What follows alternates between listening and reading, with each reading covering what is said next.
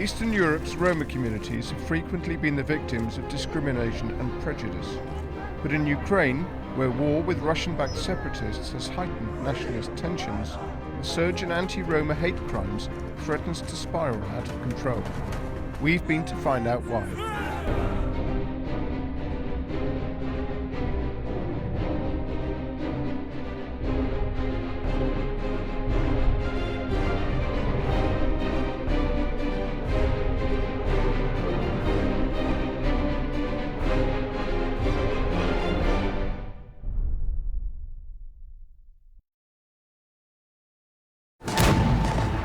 The war in eastern Ukraine against Russian-backed separatists has dragged on for over 4 years, taking the lives of more than 10,000 people and resulting in 1 million internally displaced refugees. It has led to a deeply polarised country where now another human tragedy is unfolding. Xenophobic assaults against the Roma in parts of Europe is nothing new. But recent events in Ukraine are on a different scale to anything seen for years. The first thought that I had was to take my family and to leave this country. Racial attacks are increasingly common. Roma communities burned to the ground, a young Roma woman having her throat cut. All bear witness to an epidemic of hate crime. Some people starting to shout about that the Romas are being injured, the Romas are being harmed. Nobody's saying that they're committing the crimes. Far-right paramilitaries, viewed by the government as vital in the fight against Russian aggression, have grown in number. 500 тысяч человек, а может быть больше, прошли через непосредственные военные действия, плюс не очень стабильная экономическая ситуация, создали возможность для ультраправых и экстремистских организаций заявить о себе как о части патриотического движения. Now, many of these groups, lauded by some as war heroes, are attacking those who they view as racially inferior. Ромы в большей степени живут воровством, не работая, торговлей наркотиков, мошенничеством. Bathed in autumnal sunshine, there is perhaps no nicer European capital than Kiev. Wander around the graceful streets, and it's hard to believe the country is actually at war. The famous Maidan Square is full of tourists. But come night, and the atmosphere in some parts of the city changes. Terror comes with the dark. At Roma settlements like this one, people are afraid, and with good reason. It was during a nighttime attack in June 2018 that David Pop became the first Roma to be killed in the pogroms outside the city of Lviv. His widow was stabbed 3 times. И кричали, цыгане будут бити, уже пидораски, такая, ну так уже, ну, кричали. И ножиком була, и так різали, разом різали. Ну там не виділа, там є дитина, ще не дитина, так різали. This is all that remains of the Roma camp where David was murdered.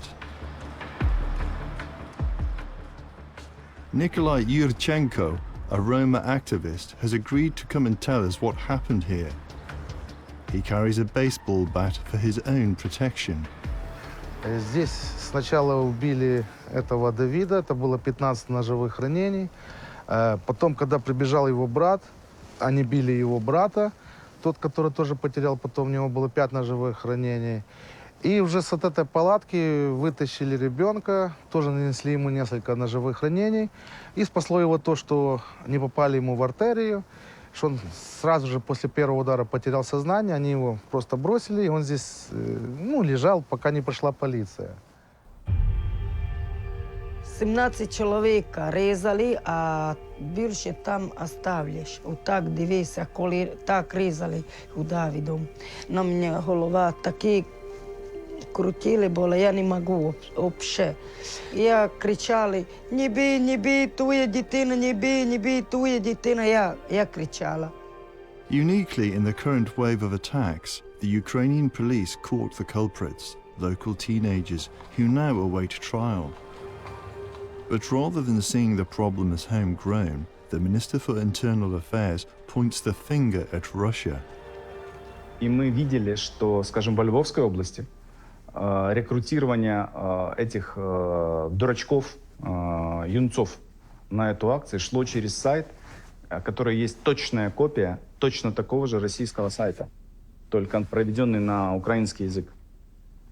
И точно так же там существует 2-3 модератора, которые находятся по IP-адресам в Российской Федерации. There is no real information about links between those groups who used violence against Roma with Russian Federation, and of course the criminals are not Russian agents, but guys with their personal xenophobic views.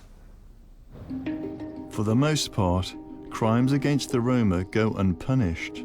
No one has ever been convicted for killing a Roma. These protesters are demanding justice following a shooting which left one Roma man dead and several others injured in the eastern city of Kharkiv. Andrei Mucha is their lawyer. But taking on such cases is a dangerous business, as Mucha discovered when he received a visit from a state prosecutor who was armed with a gun and accompanied by several men. Он встал передо мной, передал послание от прокурора района по поводу того, что мне нужно прекратить работу с цыганами, и эти люди недостойны для того, чтобы получать юридическую помощь. После чего нанес мне удар ногой в лицо, я упал, вот, кстати, буквально здесь, и очнулся через некоторое время, минут через 15, после того, как меня уже пинало несколько человек. Mucha sustained serious head injuries. Они в процессе этого заставляли меня есть бумаги по поводу работы с ромами.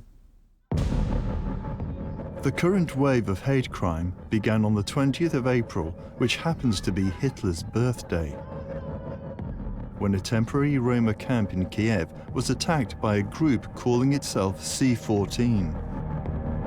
It was a group with right-wing ideology, I would say.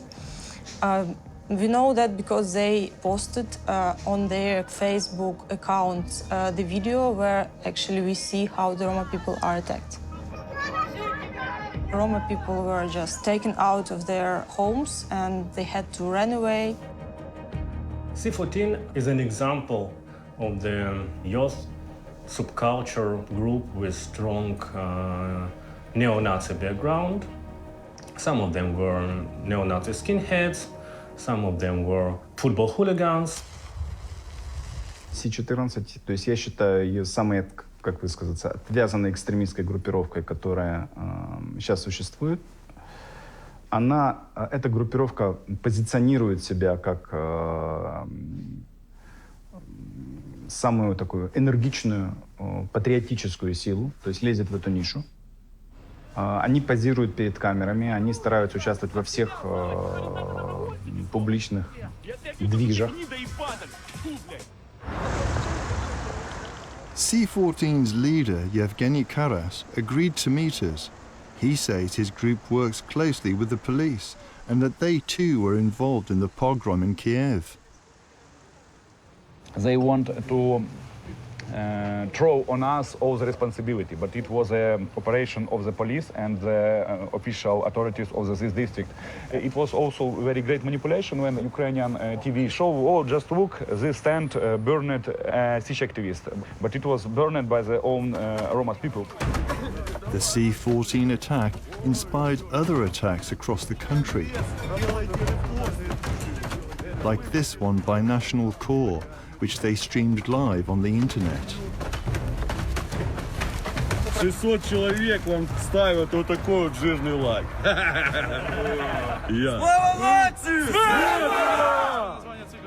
The apparent impunity of those who participate in these crimes has led to an exodus of Roma from Kiev.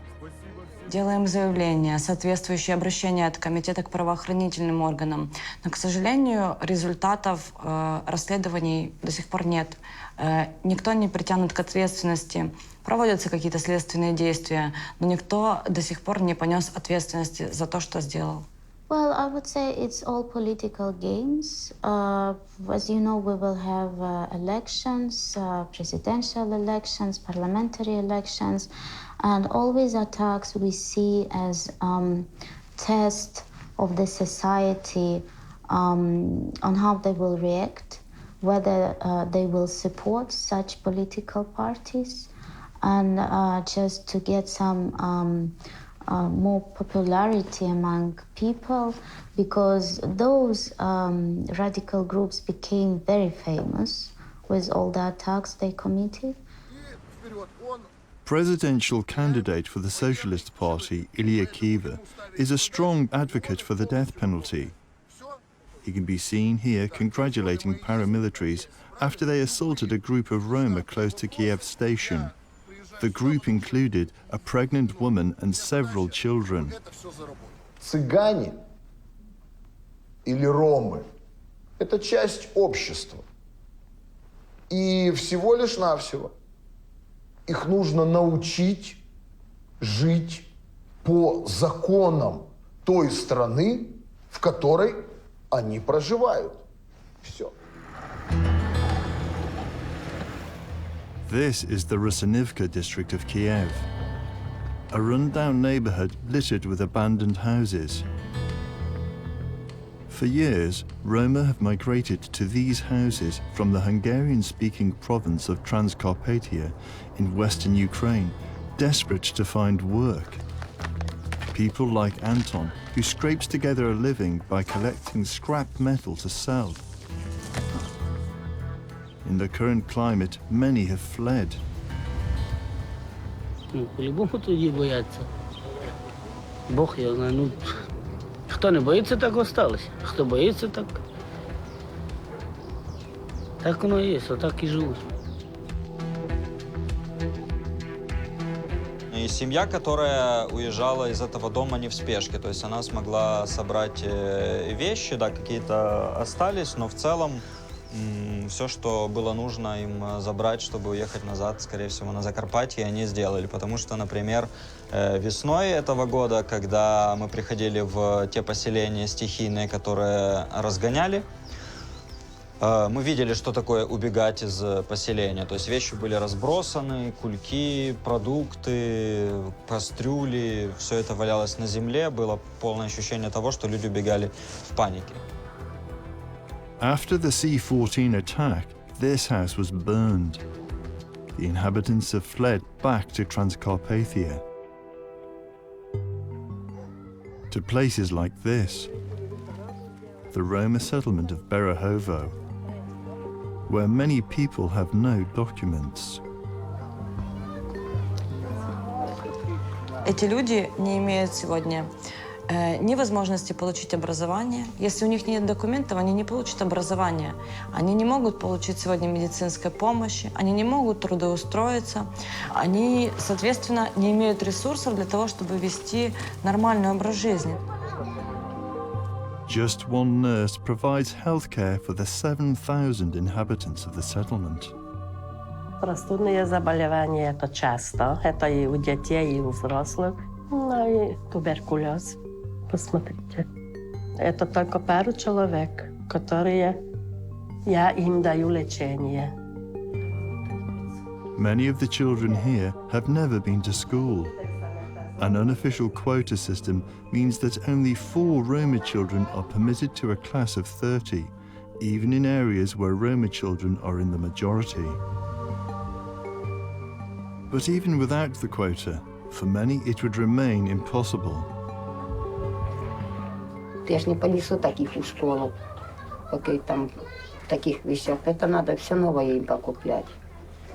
В школу они не пойдут же так. Но всегда и книжки надо, и портфели, они сейчас дорого стоят. И зубцы надо дитине. Вот шок, вот за такие проблемы. At 13, Avram is Natalia's eldest son, out of 6 children. Excluded from school, he cannot read and cannot write. Most days, he helps his mother gather nuts and berries to supplement a very meager diet. Boxing is his passion. У моего сына такая мечта, чтобы он был солдатом и хочет защищать родину от русских, потому что Украина с русскими, ну как война типа идет.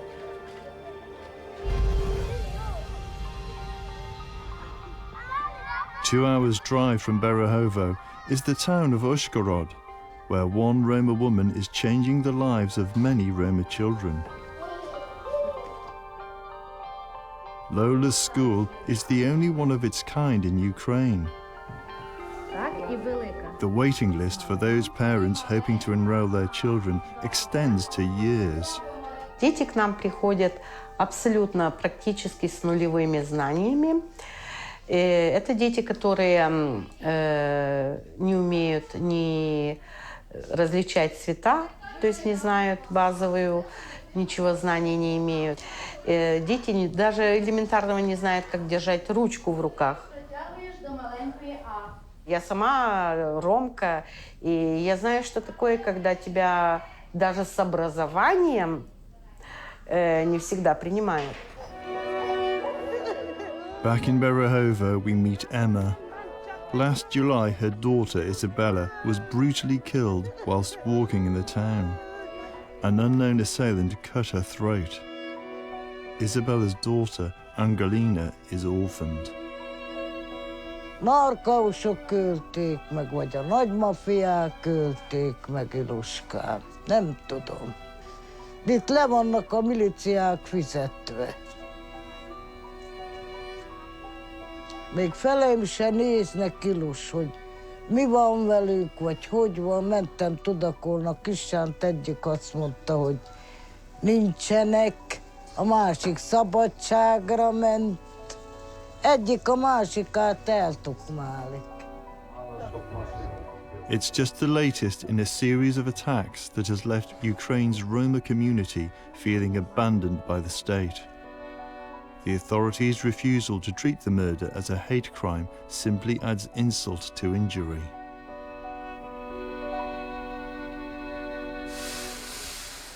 Elsewhere, the issue is being taken seriously. This is the celebrated actor Igor Krikunov, directing rehearsals at the Roma Theatre in Kiev. The play tells the story of Nazi atrocities committed against the Roma and is being staged because of the rise in hate crime.